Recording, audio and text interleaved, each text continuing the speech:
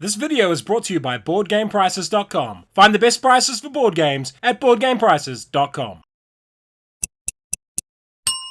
Kia ora koutou, and welcome to my top 10 list of hidden gems. Now, what makes a game a hidden gem? For me, it's a game that I enjoy an awful lot, but I know there's not a lot of copies of it floating around. Either it wasn't a big smash hit, or it's just made by a small publisher, or it's slightly obscure. So you're not going to see your Catans, Monopolies, or anything like that on this list. You're also not going to see any big budget games like Rising Sun, or Zombicide, or Cthulhu Wars, any of those big Kickstarter games. Now, this is games that have 2,500 or less owners on Board Game Geek. So the reason I'm sharing this list is not to go, oh, look at my amazing knowledge, how wonderful am I to know all these board games. It's just to throw a spotlight on some games I think are pretty cool that an awful lot of people won't necessarily have heard of, and certainly won't have played. And as always, this list is totally my opinion. First up, the honourable mentions. Two of those are small box games I quite like, and that's Assembly, which I just did a video for, and Dicetopia. Then there's the awesome space race game Leaving Earth, which has 3,525 owners on Board Game Geek. Kolejka, the Polish game about queuing in the Cold War, which has 3,396 owners on Board Game Geek. And Thunderbirds, which is a complete and utter pandemic killer by the same designer as Pandemic,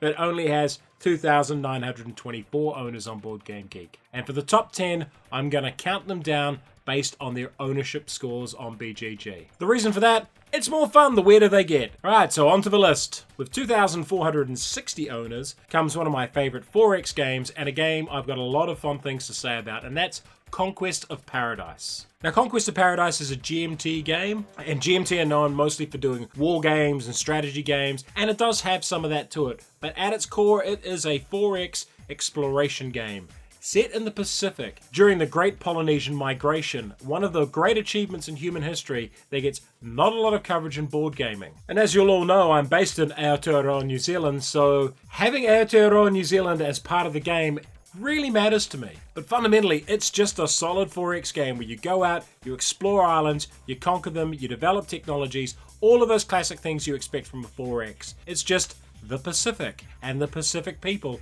instead of aliens and space. With 1,776 owners, the next game up is Comanche Air. Now, this is the only other GMT game on this list, and it's about the rise and fall of the Comanche Empire. It's a solo-only game, and it's quite complex and quite heavy, but it features a lot of the elements that I liked from Conquest of Paradise. That is, it's a non-Western culture, it has conflict and culture development, and it also shines a spotlight on a period of history most people don't know about. I mean, I'd never heard of the Comanche Empire before I picked up this game. I had no idea that this Comanche Empire existed in the Great Plains area for well over 100 years before being taken over by the United States of America. And the game captures that rise and fall of empires really well. You start off expanding across the Great Plains, but towards the end you're desperately fighting as the Americans come in and the Reservation Act is enacted and your people are placed on reservations. You're holding on for as long as you can against the great push west. I think this is a fascinating game. It treats the topic with respect, and I think anyone who wants a solid,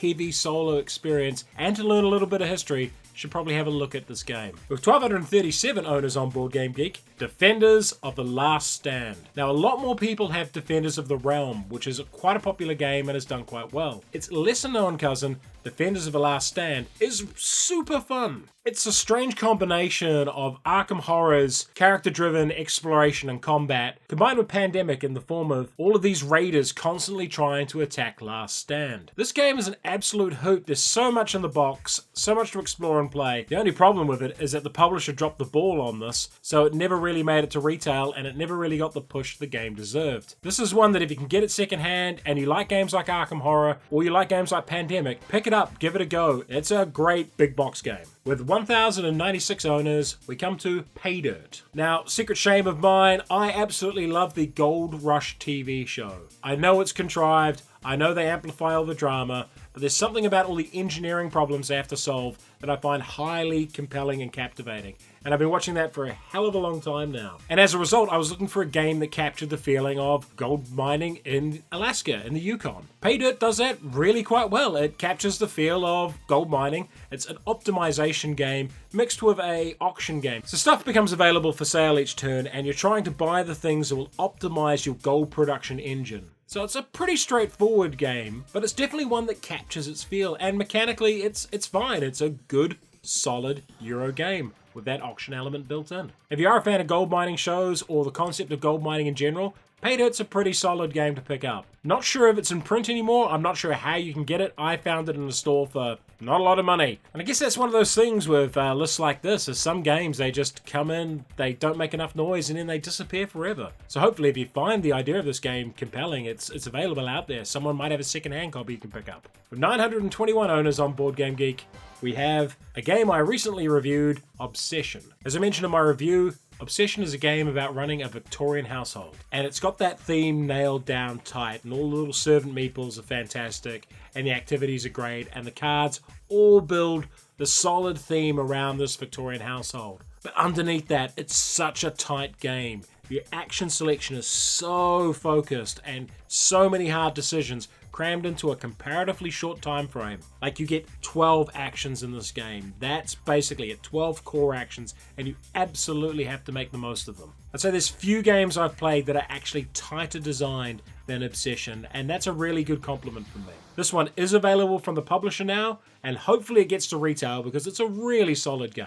With 570, one of my all-time favorite games, block by block, the Insurrection game. Now, anyone who knows me knows this is one of mine and one of Steph's favorite games. We love the hell out of it. We love the theme. We love how it looks. We love how it plays. It's a pandemic killer for us. It's basically killed Pandemic. We don't play Pandemic anymore. But it's also made by a very, very small distributor, Out of Order Games. It should still be available for purchase, but if you can't buy it, they have a free print and play available of the whole game on their site. And there's not a lot of games you can say that about. We can go, oh, we can't buy the game, but you can still download all the files and make it yourself. And what's the game about? It's about blocks in an urban city who are pissed off about what's happened to them and have decided that's it. They're going to riot and make their voice heard. It's a game with a really strong political message. So if the idea of oppression and rising up against structural power isn't your cup of tea, it's probably not a game for you. But if that does strike a chord with you and that sounds like something engaging, it's a heck of a good game. It's been on my top shelf and stayed on my top shelf since I got the first edition. And with 467 owners on Board Game Geek is Spheres of Influence. And this absolutely floors me that only 467 people have registered this on Board Game Geek. It's a risk killer. Like, it completely does everything that Risk does, only better. And it's not just a Risk killer. It can hunt down and kill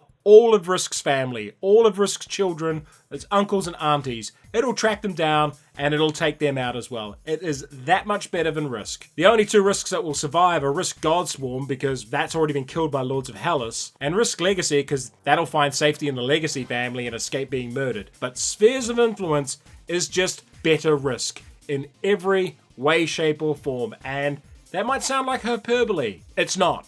This is just a better Risk. And only 467 owners, that blows my mind. With 415 owners is the small box game Oaxaca, which I gave my Small Box Game of the Year award for 2018. Oaxaca is another independently distributed board game, and it's really neat. It's another one of those tight games I like. There's only 3 rounds in the game, and each round you only have 6 actions, so we're talking 18 actions across the whole game. But in that, you can build this colossal engine of cascading effects. It's definitely one of those games that looks kind of dinky when you start it, but there's a lot of game in this very small box. And you can build engines that are complex, that have synergies, that interact, all in a 20 to 30 minute time frame. I think Oaxaca is a masterclass of design for how much game you can get in such a small box. And I highly recommend it for anyone who likes engine building and dice manipulation games. This is a real gem. With 310 owners on Board Game Geek is Shem Phillips' Bethel Woods. Now, one of the misleading things about this game, and may have heard it long term, is that it has Jesse Ribety's Bethel Woods on the cover. And you might think, which game designer is Jesse Ribety?